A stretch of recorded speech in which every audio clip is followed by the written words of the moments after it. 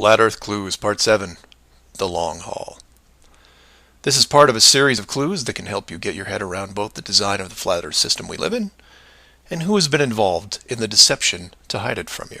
This clue looks into a topic I only glanced at in the original guide, which is the southern hemisphere, or in the flat Earth model, the land masses closest to the outer ring. I like to give credit where credit is due, and the long haul title was given to me by a fellow flat earther who did some of the same research I did. The summary of the video is this. If you are looking to show someone how to view the flat Earth from a practical point of view, this is the example I would use. I'm going to show you how strange the world looks using just a few websites, some simple math, a couple minutes, and your brain.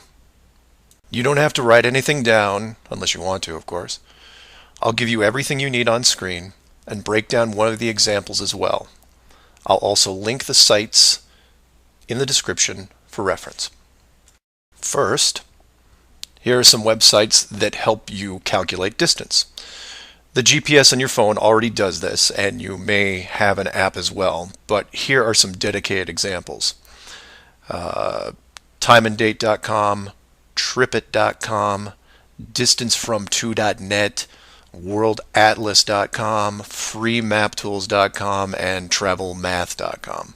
If your favorite isn't listed here, like Google Maps, then use whatever is most familiar to you. Now we are going to look at two specific groups of cities. The first group is going to be from the area around Australia, including New Zealand. We'll call this Group 1. Group 1 includes Melbourne, Australia, Sydney, Australia, Perth, Australia, Auckland, New Zealand, Christchurch, New Zealand, and Hamilton, New Zealand. The second group is going to be some cities in South America, all in the southern hemisphere. I mention this because if you go high enough, you will run into a few cities that won't work. Group 2 includes Rio de Janeiro, Brazil, Sao Paulo, Brazil, Brasilia, Brazil, Buenos Aires, Argentina, Lima, Peru, and Santiago, Chile. Again, there is a link in the description with many other airports. Now, these two groups are interchangeable, as you would imagine, so you can start or end with either Group 1 or 2. The results will be the same, and just to make it interesting, I'll use a slightly different example which a fellow flat earther did the legwork on and show you that even these two groups aren't exclusive.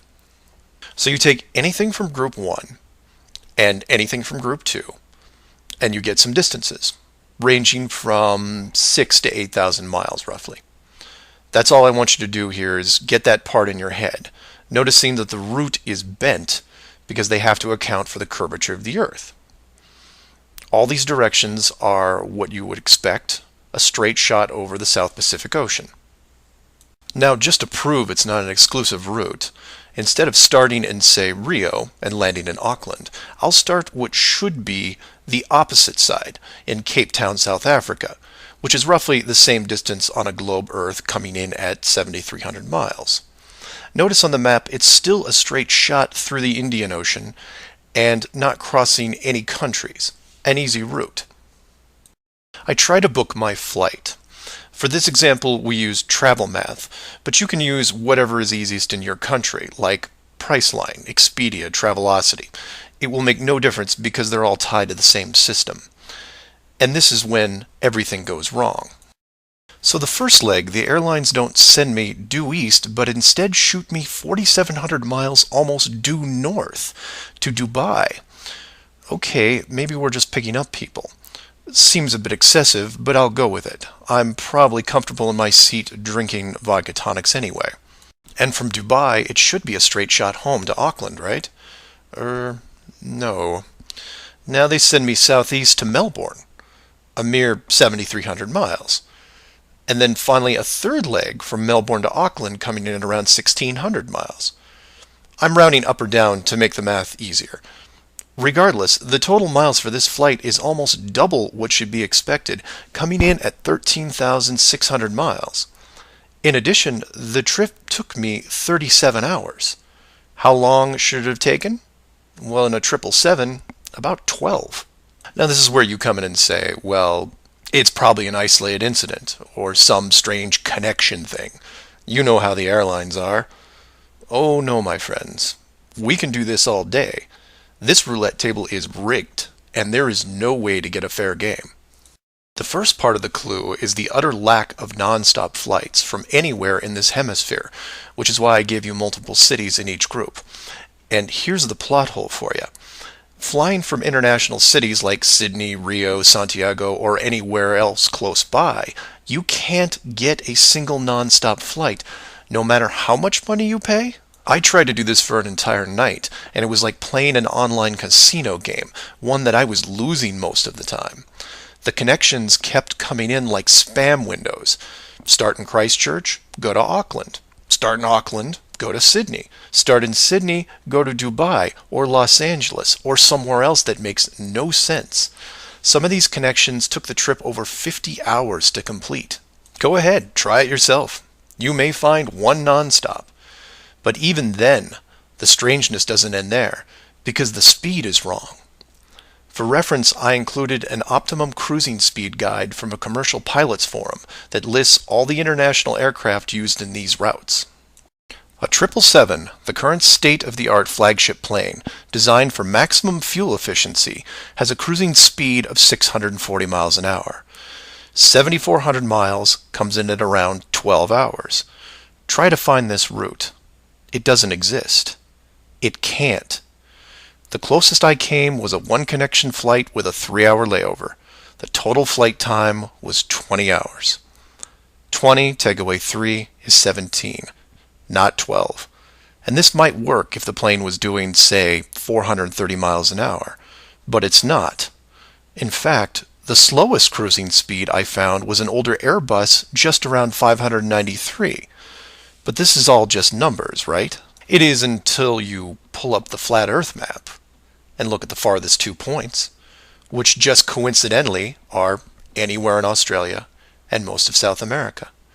Or my example of Lower Africa, which you can see isn't west at all. It's a shell game, and a very good one at that. Keep people guessing with multiple connections and layovers, jumping from city to city. People just sit in their seats, trying to sleep through it. And then it hits you. Well, the pilots would know, right? They fly all day, every day. Certainly, they would have figured it out by now. Some of them would get suspicious, sure. Any decent navigator will be able to work out the speed, fuel consumption, and odd connections. But imagine what they would have to get their head around. First, they would have to ignore the world GPS system that has been leading them to their destinations without error. If you want some interesting side reading, check out the link on the history of the GPS. And I quote, "Developed in 1973 to overcome the limitations of previous navigation systems, integrating ideas from several predecessors, including a number of classified engineering design studies from the 1960s.